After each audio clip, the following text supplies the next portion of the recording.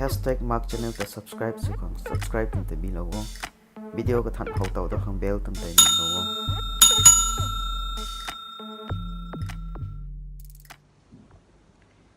hashtag Marc channel ko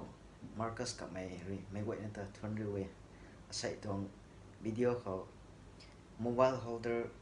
tripod ko tu bi thia ko low control khani kalun kum cho tu mai sai unboxing su ne hai package te hai long ko hai mobile holder lai the ka hai unboxing su ni the na rang khau cutter này thế ni cutter là tàu riêng phần là unbox su ni the na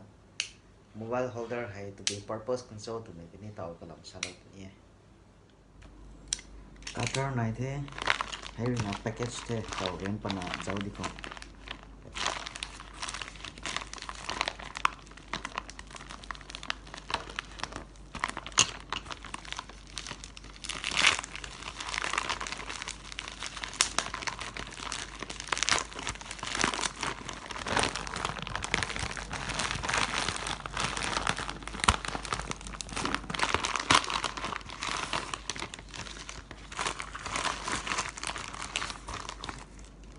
Marc है ये थे mobile holder का बन गया है तो देखिए को सिंसु बन चो तो मैं आए ताऊ ले लो नहीं है वैसे ये मोबाइल होल्डर है यूनिवर्सल साइज दे फोन स्मार्टफोन दाई मिनी थियम मिनी सिंसु नुngam दे नमी तों पर्पस ना तो बेचो तो मैं आए ताऊ सलो नहीं तो कंपनी ब्रांड जन ना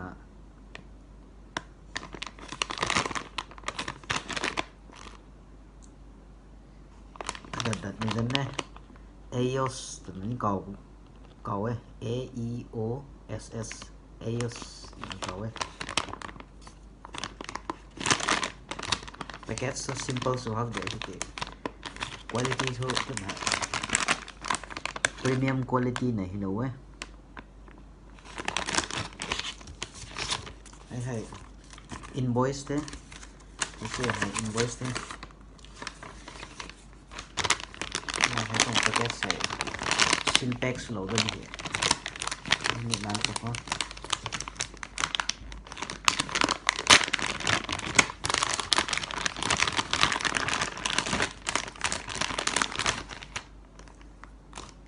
thấy thêm mobile holder kiểu thấy tuần hãy screw thấy tuần hãy lấy lúc không thế mấy hình này tụi bị thiếu bạn có cho ai solo bọn em cái nào phone size hay tuần hệ adjustable su nụ ấy mấy gì pin cày pin cu adjust su nụ ấy hay vậy smartphone size đại mini thiệp mini hay tuần hệ adjust là lâu nụ ấy hay tuần position còn lâu nụ ấy hay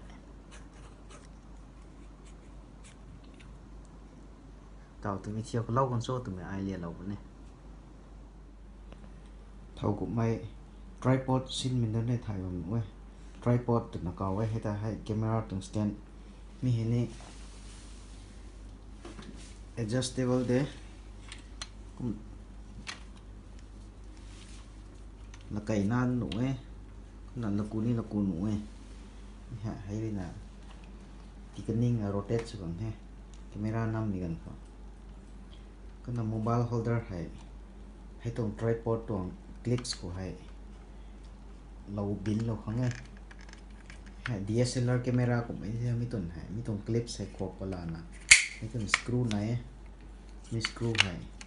cái này này adjust là camera bao là tuần camera đại lòng năm tuần này tao tuần khi bấm có thôi smartphone xin số nụ khẳng mấy tuần camera tripod của hải mấy tripod này universal để camera đại mình khang như smartphone con này cái quay nó không xin nữa là hay up down này xuống nữa nè hay smartphone hay tụi bị thiệt xuống nào hay tripod của hay lâu là nằm đó nụ khang thì mìnhต้องแต่ ai lâu hay cái là unbox super mìnhต้อง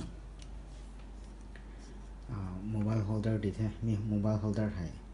hay tụi screw hole ผาในมีดุนหาย tuần này mi screw hay lấy luôn không thế lấy luôn đi mới thấy hay tuần này position trả nó lâu không ấy hay tuần mobile holder hay tao hay tuần screw hoài ai lấy lộc ni lấy na punch đan là mobile tụi chiếc năm muốn cho từng từng này tao sao lâu đó nhỉ hay tuần screw hay là cũng lấy nó không thế hay tuần này hay không bị tuần này lấy nó không thế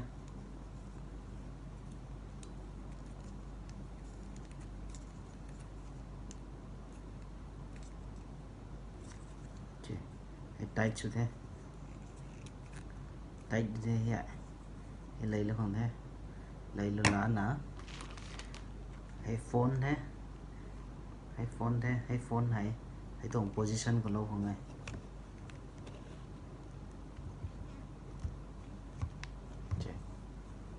hay tổng position cả hay đặt đến tất cả mọi người ấp tấn xịt để tổng position của lâu còn này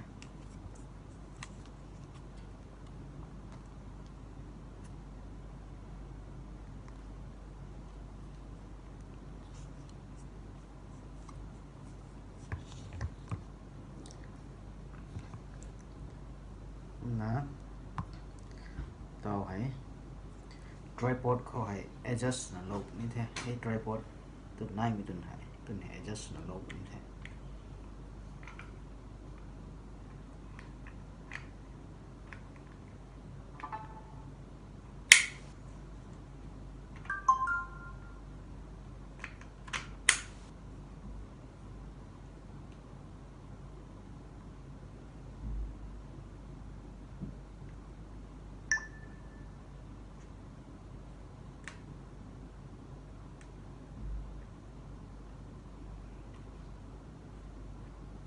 fix lâu thế hiện hậu bấm thì thế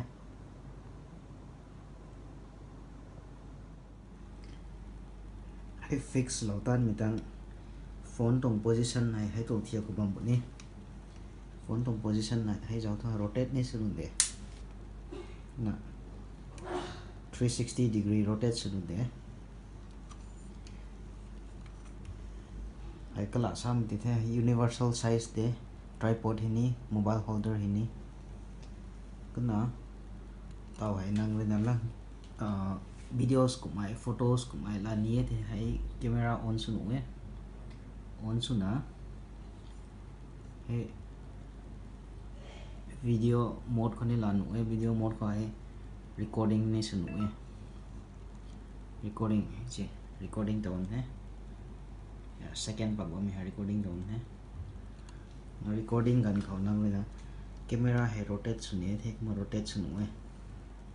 chứ hay handle rồi rotate xuống nhé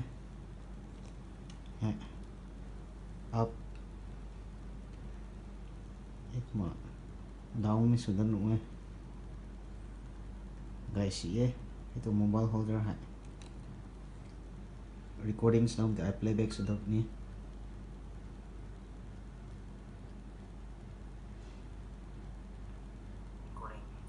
recording tone này second part của mình recording tone này recording gần khẩu năng với là camera hay rotate ai là phone position tới lâu cái đất mày thì là thế screen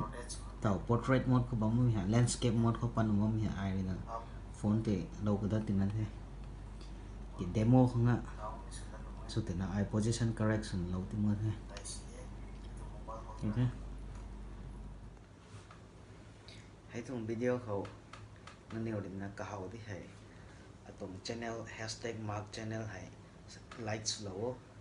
subscribe slow share ni slow cũng là any question này thì comment slow thôn cụ thể mẹ gọi nữa